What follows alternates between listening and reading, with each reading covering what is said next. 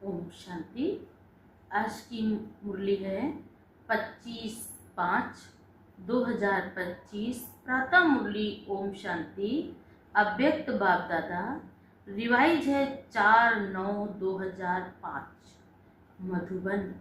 शिक्षा के साथ क्षमा और रहम को अपना लो, दुआएं दो, दुआएं लो तो आपका घर आश्रम बन जाएगा। मुरली बहुत शिक्षाप्रद है। शिक्षा के साथ साथ बाबा ने कहा क्षमा और रहम। शिक्षा भी हो, साथ साथ मेरे जीवन में क्या हो, क्षमा और रहम को अपना लो, दुआएं दो और दुआएं लो तो आपका घर आश्रम बन जाएगा। आज मुरली है। आज बाप दादा सर्व बच्चों के मस्तक में प्योरिटी की रेखाएं देख रहे हैं, क्योंकि ब्राह्मण जीवन का फाउंडेशन ही है पवित्रता। पवित्रता की रेखाएं कौन सी हैं जानते हो?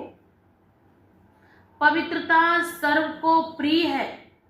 कोई भी आत्मा यही कहेगी, भाई हमको बात साफ सुथरी अच्छी लगती है, हमको साफ सुथरा घर अच्छा लगता है, हमको सफाई बहुत अच्छी लगती है। कोई नहीं कहेगा मुझे गंदगी में रहना अच्छा लगता है, क्योंकि बाबा ने कहा पवित्रता ही कौन सी, बाबा ने कहा पवित्रता की रेखाएं कौन सी हैं जानते हो? पवित्रता सर्व को प्रिय है, चाहे वो कोई भी हो, वो भले क्यों ना वह पवित्र हो, लेकिन उसको क्या कहेगा, मुझे पवित्रता बहुत प्रिय है। भले वो ना कर पा रहा हो, ना समझ पा रहा हो, लेकिन बात अगर करेगा तो बहुत श्रेष्ठ करेगा, ऊंच करेगा। पवित्रता सुख, शांति, प्रेम, आनंद की जननी है। पवित्रता मानव का सच्चा श्रृंगार है। क्या देवताओं के आगे उनको कोई नहीं झुकते हैं, लेकिन जो उनके दिव्य कर्म हैं, श्रेष्ठ कर्म हैं, उनकी आंखें, उनके होंठ, उनके कर्म, उनके हर एक एक अंग अंग उनका पवित्र पावन है, इसलिए हर उनके एक एक अंग की महिमा है। पवित्रता नहीं तो मानव जीवन का कोई मूल्य नहीं है।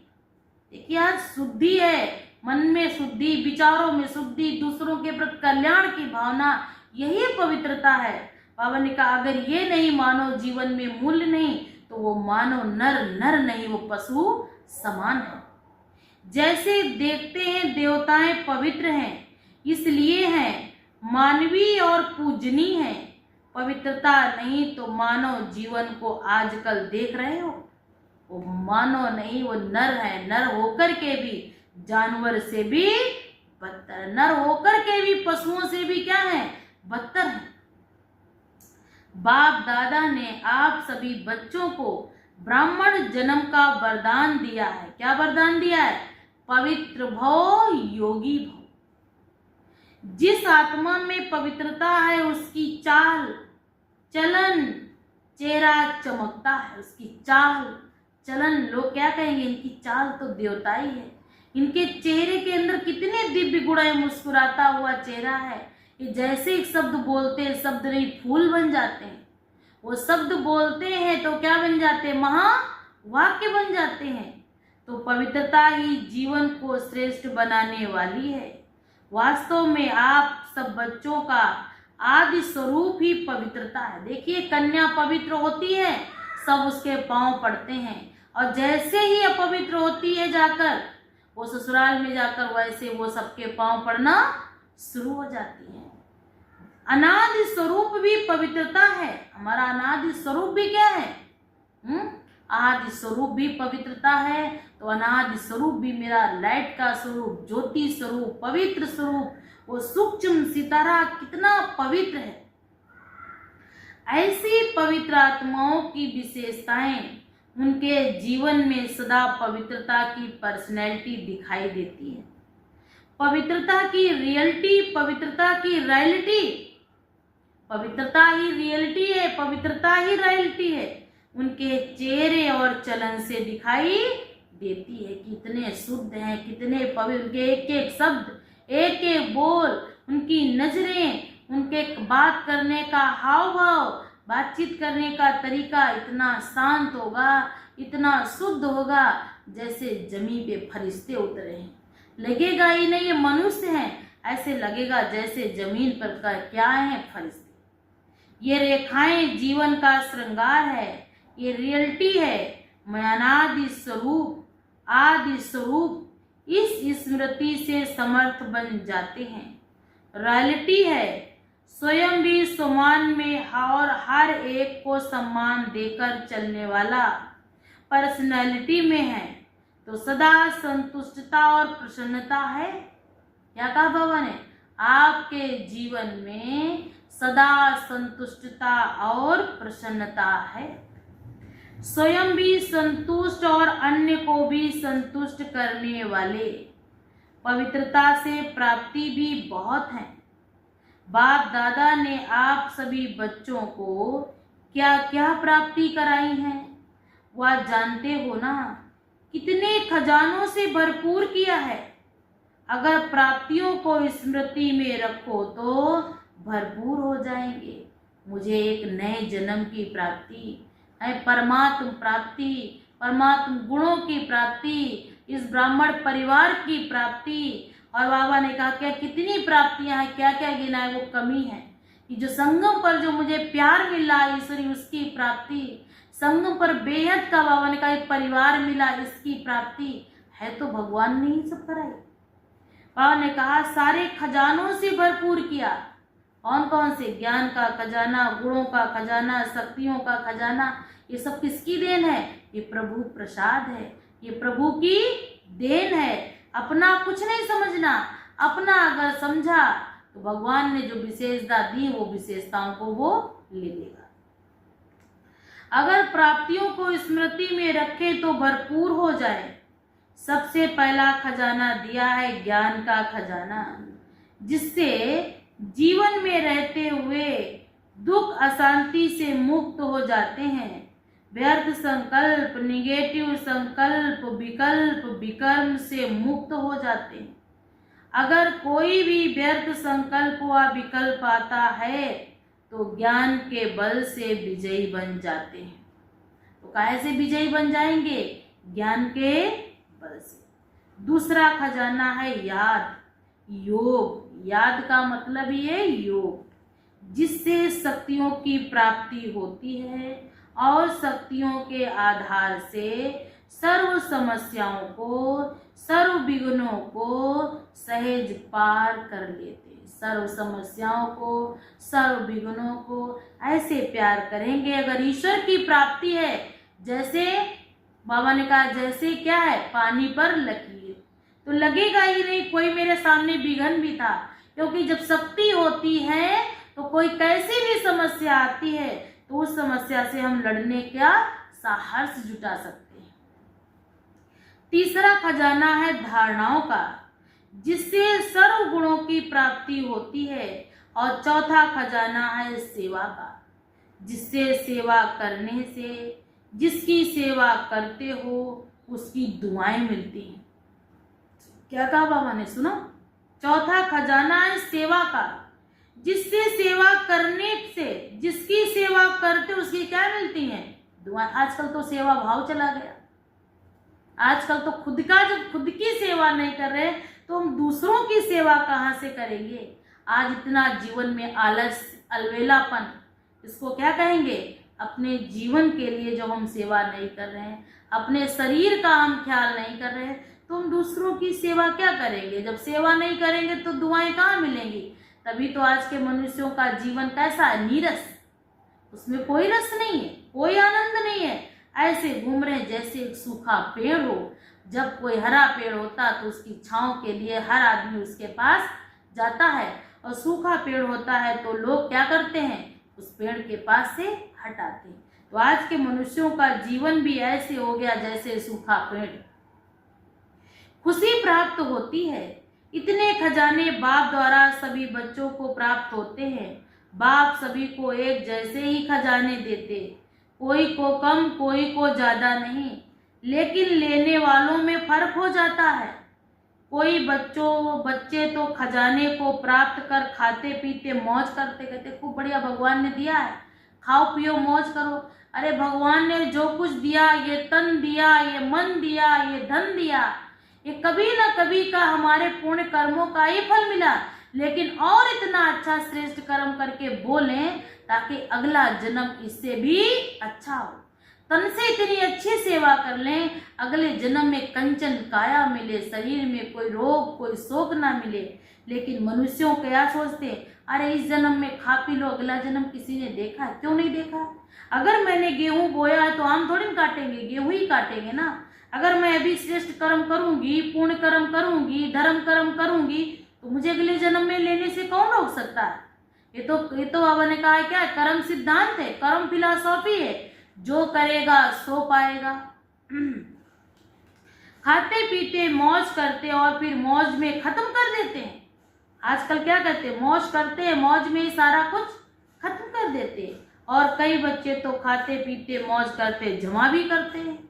ईश्वर की याद में रहो, मस्त रहो, अगले जन्म की कमाई भी कुछ ही करना है। अरे थोड़ी सी सेवा कर लो, कोई परेशान है उसको पानी दे दिया, कोई परेशान है उसको ठिकाने पहुंचा दिया, तो अगला जीवन दुआओं से बेहतर ये भी जीवन रहेगा और अगला जीवन भी मेरा बेहतर से भी बेहतर होगा। और कोई बच्चे कार्य में भी लगाते लेकिन बढ़ाते जाते हैं। बढ़ाने की चाबी है खजाने को स्व के प्रति और दूसरे के प्रति यूज करना। जैसे लौकिक में भी बाप किसी को धन देता है तो कोई बढ़ाता जाता और दूसरा कारोबार डालता, और कोई क्या कहता, अरे दिया है इसको खर्च कर लो, करेंगे क्या? तो सोच सोच में फर्क है ना। कोई बच्चे कार में भी लगाते लेकिन बढ़ाते जाते हैं। बढ़ाने की चाबी है खजाने को स्व के प्रति और दूसरे के प्रति यूज करना। तो जो यूज करता है वो बढ़ाता है। तो अपने आप से पूछो कि ये विशेष खजाना जमा है?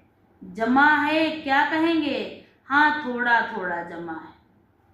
जिसके पास ये खजाने जमा हैं वो सदा भरपूर रहता है। देखो कोई चीज भरपूर रहती है ना तो हलचल नहीं होती है। जैसे पानी गिलास में भरा हो, फुल भरा हो तो हलचल नहीं होती। हलचल कब होती? जब वो आधा होता है। तो बाबा ने कहा अगर भरपूर नहीं होते तो हलचल होती है, हिलती है।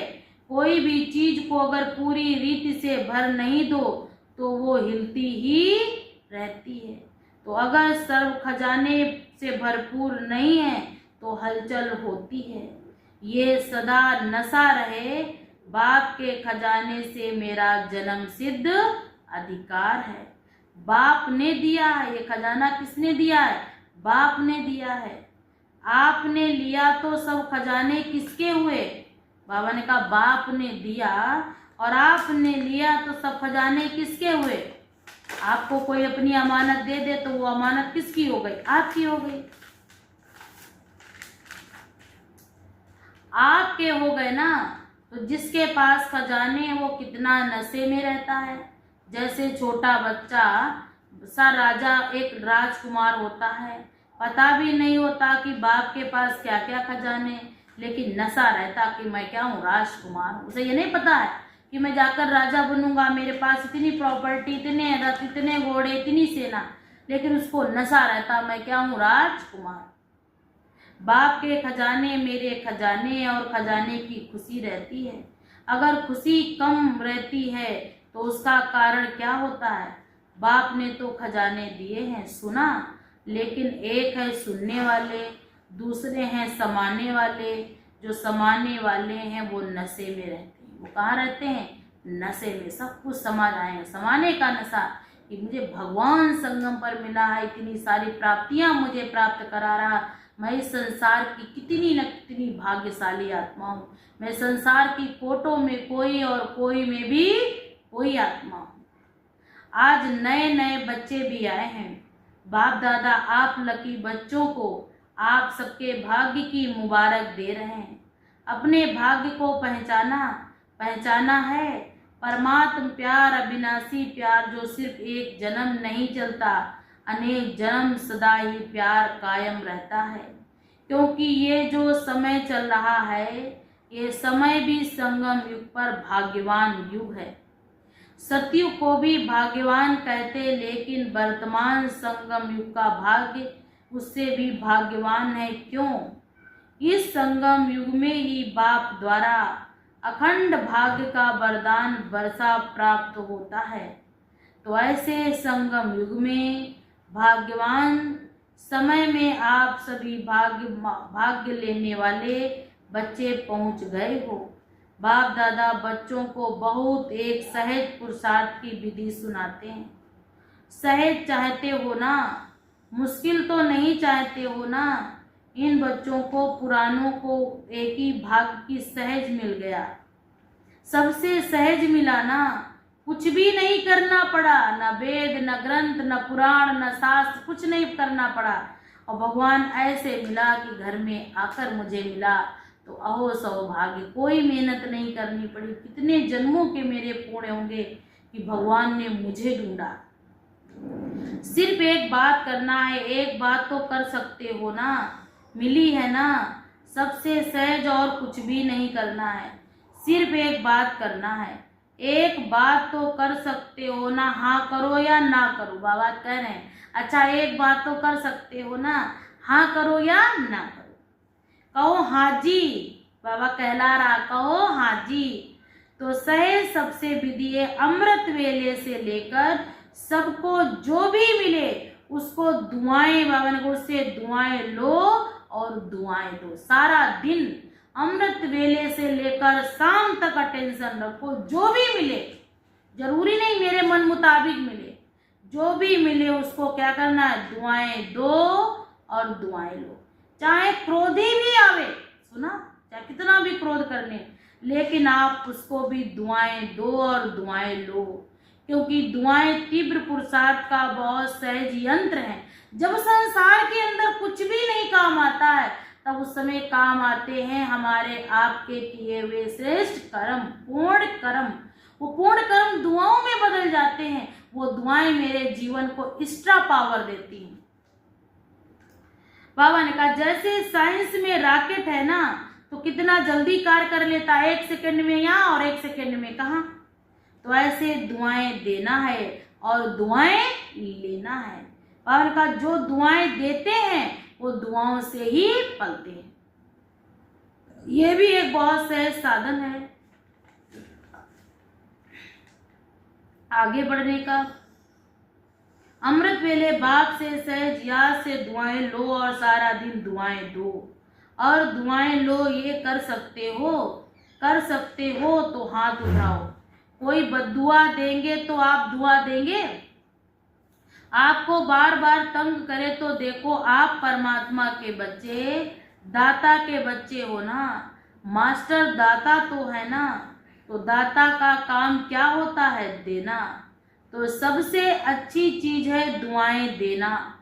चीजें दे दोगे खत्म हो जाएंगी, सामान दे दोगे खत्म हो जाएंगे, जमीन जायदाद दे दोगे वो एक ना एक दिन किसी दूसरे के नाम हो जाएगी। लेकिन दुआएं कभी, दुआओं का भंडारा कभी खाली नहीं होता है। कैसा भी व्यक्ति हो, लेकिन है तो आपका भाई बहन ना।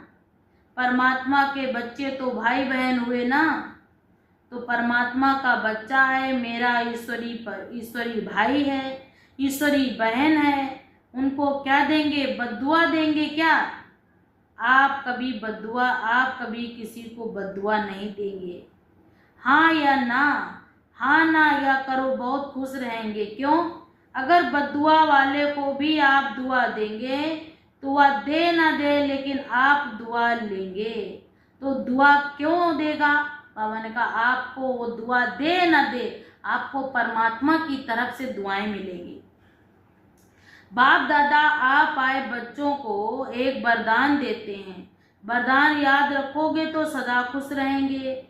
वरदान सुनाएंगे, सुनेंगे, वरदान है ना। अगर आपको कोई दुख देता है तो आप सुख देना, नहीं तो वह दे और आप ना लो तो बाबा ने क्या कहा, इसका भी कर्ज चढ़ेगा। आपको कोई सुख दे तो आप भी उसको सुख दो। अब बाबा ने कहा कोई आपको बद्दुआ दे तो भी आप उसको दुआ दो, लेकिन लेने वाले तो आप हो ना। देने वाला दे रहा है, लेने वाला ना ले तो क्या है। अगर वह बुरी चीज देता है तो दुख होता है, अशांति देता है तो बुरी चीज है ना। तो सबको उनका दिल दुखाते हैं ना, नहीं पसंद है ना, तो बुरी चीज हो गई। तो बुरी चीज को क्या किया जाता, कोई आपकी बुरी चीज देवे तो आप लेंगे? नहीं लेंगे।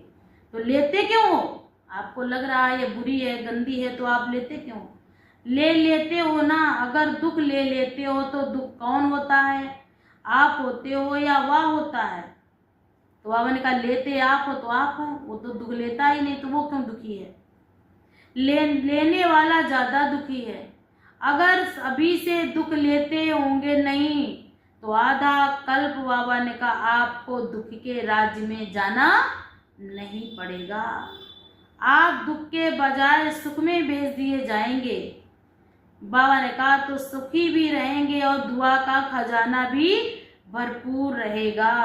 तो हर आत्मा से कैसी भी हो आप दुआएं दो। बाबा बार बार एक ही बात कर, कैसी भी वो आत्मा हो, भले अति पतित हो, भले वो कैसी भी हो, जामिल जैसी भी हो, लेकिन आपको उसे अनराइट कहने का कोई राइट नहीं। आप उसको क्या दो? दुआएं दो। शुभ भावना, शुभ कामना रखो।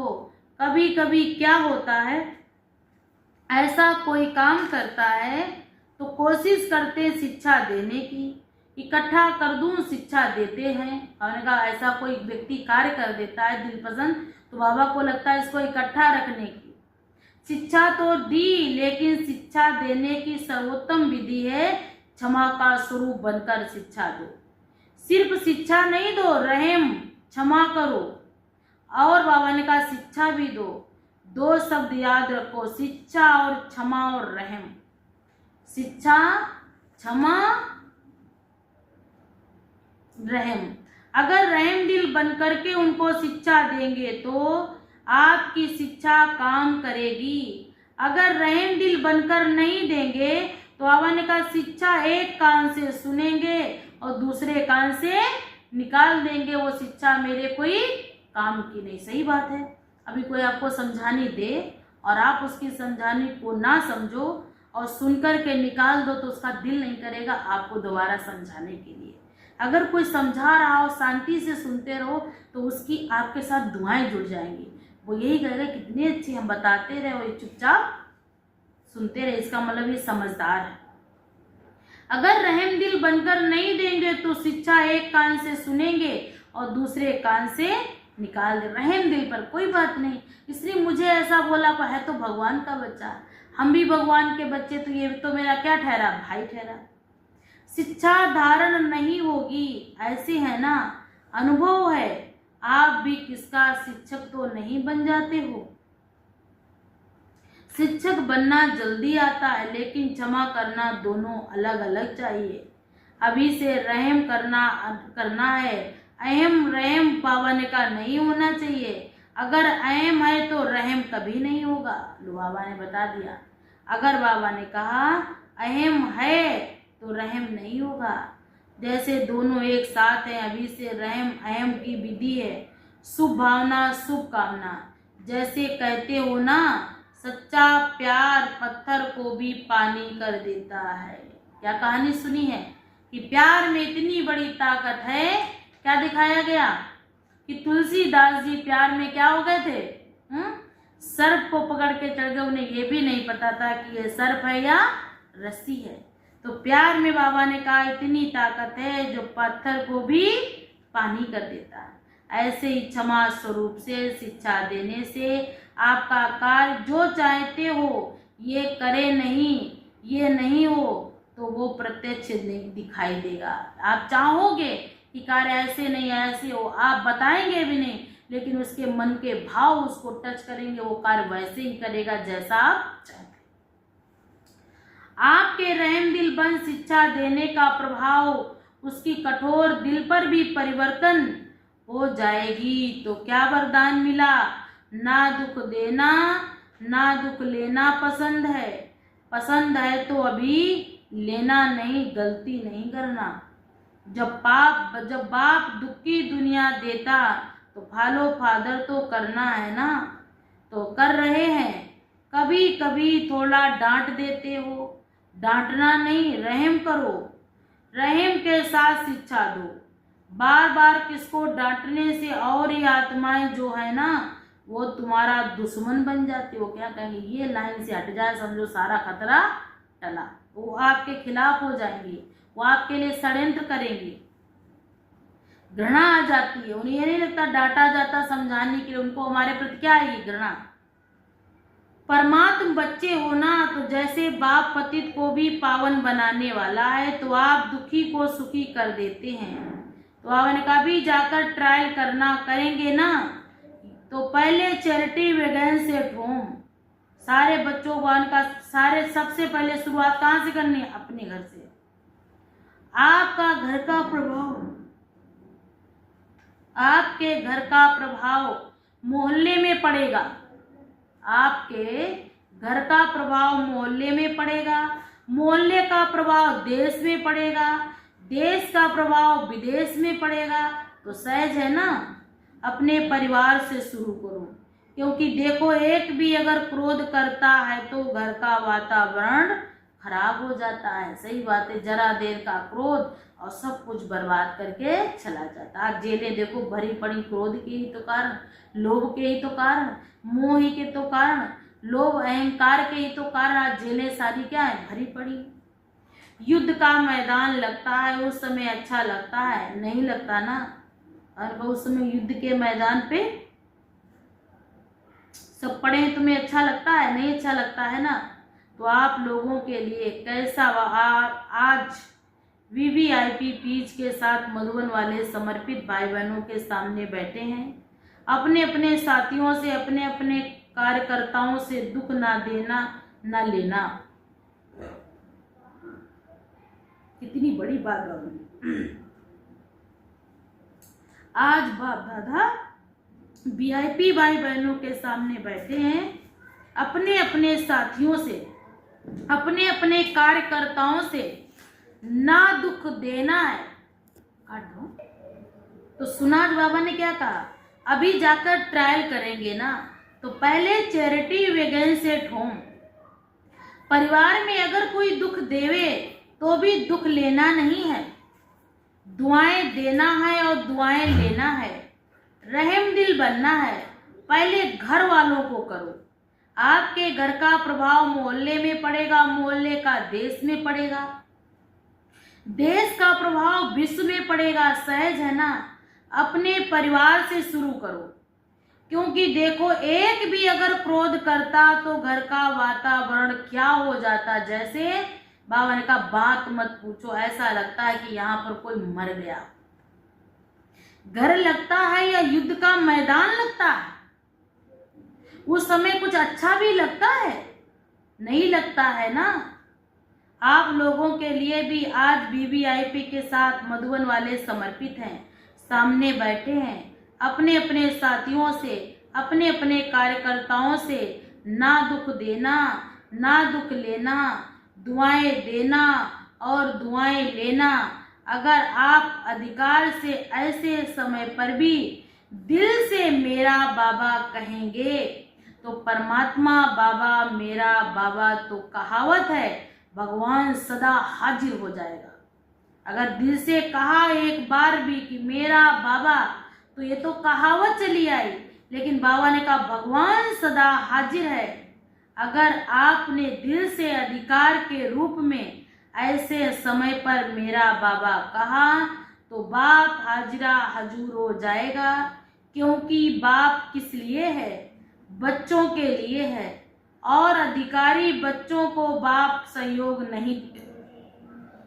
आप अधिकारी बच्चों को बाप सहयोग नहीं दें तो बाबा ने कहा बाप सही तो ये हो नहीं सकता, असंभव। तो परिवर्तन करके जाना है, जैसे आए हैं वैसे नहीं जाना, परिवर्तन करके ही जाना है। क्योंकि इतना खर्च करके आए हो, टिकट तो लगी ना, खर्चा भी किया, समय भी दिया और उसकी वैल्यू तो रखो ना। टिकट भी खर्च की, पैसा भी खर्च किया, समय भी खर्च किया, वैल्यू भी खर्च की, तो बाबा ने कहा तो उसकी वैल्यू तो समझो ना। स्वपरिवर्तन से पहले घर का परिवर्तन, स्वयं का परिवर्तन करेंगे तो विश्व का परिवर्तन हो जाएगा। तो बाबा ने कहा स्वपरिवर्तन से ही विश्व का परिवर्तन। आपका घर आश्रम बन जाए, घर नहीं आश्रम। वैसे शास्त्र भी कहते हैं गृहस्थ आश्रम, लेकिन आज आश्रम नहीं है। आश्रम अलग है, घर अलग है। तो घर को आश्रम बनाना है। घर को क्या बनाना है? दुआएं देना है और दुआएं लेना है। ये आश्रम का कार्य है। अगर आपका प्यार शरीर से प्यार नहीं है, आत्मिक प्यार है, तो आपका स्वार्थ से प्यार है, सच्ची दिल का प्यार नहीं है। स्वार्थ से प्यार है, मजबूरी आई तो बाबा बाबा, परिस्थिति आई तो बाबा बाबा, नहीं तो बाबा को दूर से टाटा बाय बाय।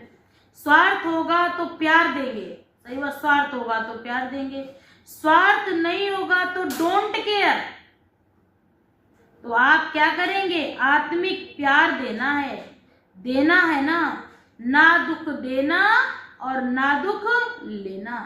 देखो आपको चांस मिला है, बाप दादा भी खुश हैं कि हमको कौन सा चांस मिला है, ना दुख देना है और ना दुख लेना है। इतने जो भी सब आए हैं, भारत के करीब 250 वीआईपी रिट्रीट से आए हैं। इतने घर में आश्रम बनाएंगे ना पक्का, कि थोड़ा थोड़ा कच्चा। जो समझते हैं कुछ भी हो जाए, थोड़ा सहन तो करना पड़ेगा, सामने की शक्ति कार्य में लगानी तो पड़ेगी। लेकिन बाबा ने कहा वो आत्माएं, बाबा ने कहा सहनशीलता का बड़ा फल खाएंगी। उनके जीवन में सहनशीलता एक वृक्ष का रूप ले लेगी, और जब रूप ले लेगी तो उसमें कभी ना कभी तो फल आएंगे ही। तो बाबा ने कहा क्योंकि बाप दादा हिसाब लेगा ना, फिर देखकर नहीं उठाना। सच्चा सच्चा मन का हाथ उठाओ, मन से हाथ उठाओ। अच्छा दादियाँ इनकी अच्छा दादियाँ इनकी क्या प्राइस देंगे? बोलो दादी इतने मंदिर बन जाएं जो आपको क्या प्राइस देंगे? अपने घर को भी ले आओ। बाबा ने कहा इतने मंदिर बन जाएंगे, तो बाबा ने कहा घर को भी, ये तो प्राइज नहीं दी ना, ये तो काम सुना दिया। बाबा ने कहा ये प्राइज नहीं दी घर को मंदिर बनाना, ये तो काम सुनाया। बाबा जो आज्ञा करेंगे, देखो प्राइज तो आपको मिल जाएगी, देखो प्राइज तो आपको मिल जाएगी, लेकिन ये जो काम सुना दिया बाबा तो आज्ञा करेंगे। देखो प्राइज तो आपके सामने है। बाप कहते भी हैं, क्या बाबा दिमाग में एक बात दिमाग में आ जानी चाहिए कि मेरे से कौन कह रहा है, ये बात बुद्धि में बिठा लो। मेरे से कहने वाला, मेरे द्वारा बुलवाने वाला वो जगत का पिता, परम पिता मेरे द्वारा शब्द बुलवा रहा है। और एक एक शब्द क्या है? बाबा ने कहा ये वचन महावाक्य बन जाएं, क्योंकि ये कौन से वचन? शुद्ध वचन, ईश्वरी वचन, पूर्ण कर्म के द्वारा बनाए हुए वचन।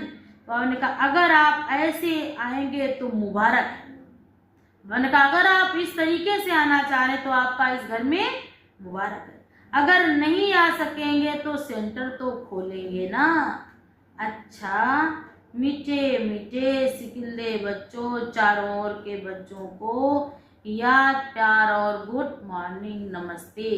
हम सब रूहानी बच्चों की तरफ से रूहानी माता पिता बाप दादा को याद प्यार और गुड मॉर्निंग नमस्ते बाबा नमस्ते। धारणा वरदान है, भटकती हुई आत्माओं को स्वार्थ की मंजिल दिखलाने वाले। समझना बाबा ने क्या कहा? भटकती हुई आत्माओं को यथार्थ मंजिल दिखाने वाले, यथार्थ माना सही रीति की मंजिल।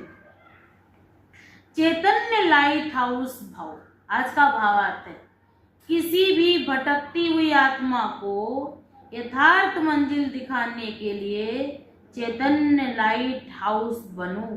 क्या बन जाओ? चैतन्य लाइट हाउस। बाबा ने कहा इसलिए दो बातें ध्यान रखो। कौन कौन सी? नंबर 1, हर आत्मा की चाहना को परखना, जैसे थोड़ा सा पान का, जैसे चाहना की परख को पहुंचना, जैसे योग्य डॉक्टर उसे कहा नहीं जाता, जो कहे थोड़ा सा हम हाथ लगाए। बाबा ने कहा जैसे योग्य डॉक्टर उसे कहा नहीं जाता, जो नब्ज को जानता है। सुना, पहले के वैद्य हकीम तो दूर से बताते थे। आज बाबा ने कहा अगर कोई डॉक्टर होगा तो वो दूर से बताएगा इसको क्या बीमारी है, क्या हाथ पकड़ेगा और हाथ पकड़ने के बाद ही बताएगा। ये सदा ये निश्चय रखना है और सुनना और सुनाना। क्या सुनना है बाबा ने कहा? बाबा ने कहा लेकिन सर्व संबंध का, सर्व प्राप्तियों का अनुभव कराना। एक ही बात सुननी है, सर्व प्राप्तियों का, सर्व संबंध का सुनना और सुनाना। एक एक संबंध उस प्रभु प्यार की यादों में समा जाए, ताकि उस संबंध को जब भी होया जाए। और आज भी देखिए हर संबंध को यूज कर, माँ का संबंध यूज करते, माँ से प्राप्ति मिलती है तो बच्चा खुश होता है। बाप से संबंध होता है, बाप से प्राप्ति होती, बच्चे को बहुत खुशी होती है। भाई से संबंध होता है, बाबा ने कहा आज बाबा ट्राई करेंगे हर एक संबंध को कि आपने मेरे से सब संबंध निभाए हैं या बाबा ने कहा कभी कभी निभाते हो। तो सब संबंधों को अपने पास, खजानों को कायम रखना है। बाबा क्या कर अपने पास रखना है, सदा ये लक्ष्य रखना है कि सुनाना नहीं है, उन संबंधों को समाना है। संबंधों को सुनाना नहीं है सब जगह, उन संबंधों को अपने में समाना है। लेकिन सर्व संबंधों को, सर्व शक्तियों को अनुभव जरूर कराना है कि कौन कौन संबंध से क्या क्या प्राप्तियां होती हैं।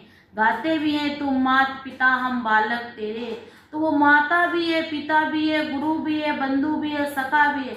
लेकिन हर एक संबंध में प्राप्ति जब भी होगी जब हम किसी को एक तन मन धन से एकजुट होकर के याद करेंगे, तो वो भी यही कहेगा नहीं कि हमको अगर इतना मानते हैं तो हमको भी इनको मानने में कोई क्या नहीं रहेगी, देरी नहीं होगी। तो बाबा ने क्या कहा, सर्व संबंधों का, सर्व शक्तियों का अनुभव करा। कौन सी शक्तियां हो?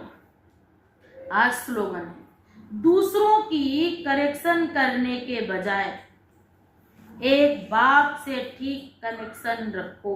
सुना, दूसरों की करेक्शन करने के बजाय एक बाप से ठीक कनेक्शन रखो। करेक्शन नहीं करना, ये कर रहा वो कर रहा, नहीं, ईश्वर से अपनी कनेक्शन ठीक रखो। जब भी उसके पास जाए तो वो मुझे पहचाने, मुझे जाने, आपके नाम से नहीं, मेरे कर्मों से उसकी मेरी पहचान हो। तो बाबा ने कहा क्या बन जाएंगे हम? दूसरों की करेक्शन को जानने से क्या बन जाएंगे?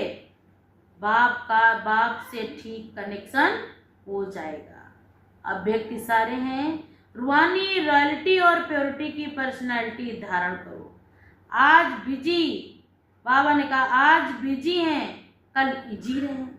अपना निज स्वरूप, वरदानी स्वरूप सदा स्मृति में रखो। तो क्या बाबा ने कहा, अपवित्रता और विस्मृति का समय, बाबा ने कहा समय नाम निशान समाप्त हो जाए। मैंने कहा जो अपवित्रता का, जो हमारे मन पर असर है, अपवित्रता की, विस्मृति का, जो अपवित्रता हम भूले पड़े हैं, बाबा ने कहा भूलना तो दूर, ऐसा कर दो जो नाम निशान ही खत्म हो जाए। इसलिए विस्मृति व अपवित्रता क्या खुशी है, और इसलिए विस्मृति और अपवित्रता क्या खुशी है।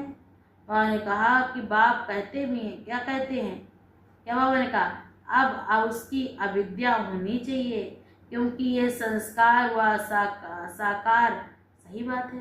बाबा ने कहा कोई भी अवगुण है उसकी मेरे जीवन में क्या हो, अविद्या। विस्मृति व पवित्रता का क्या होती है, उसकी कोई ज्ञान नहीं होता, अविद्या। क्योंकि ये संस्कार व स्वरूप, ये संस्कार व स्वरूप आपका नहीं, बल्कि आपके पूर्व जन्म का था। सुना, ये संस्कार मेरा भी का नहीं, ये हमारे पूर्व जन्म का था। अभी आप ब्राह्मण हो, ये तो शूद्रों के, ये तो बाबा ने कहा शूद्रों के संस्कार व स्वरूप हैं। ऐसे अपने से भिन्न भिन्न एक दूसरे से, बाबा ने कहा संस्कार अनुभव होना, और इसको कहा ही जाता न्यारा और प्यारा। क्या? अभी आप ब्राह्मणों से या शूद्रों से संस्कार व स्वरूप में, बाबा ने कहा क्या करना? अपने को भिन्न भिन्न स्वरूप में लाना, तो कल इसको क्या कहेंगे? न्यारा और प्यारे, हमारे भिन्न भिन्न स्वरूपों। अच्छा, ओम शांति। आज की मुरली है, घर को ही आश्रम बनाना है।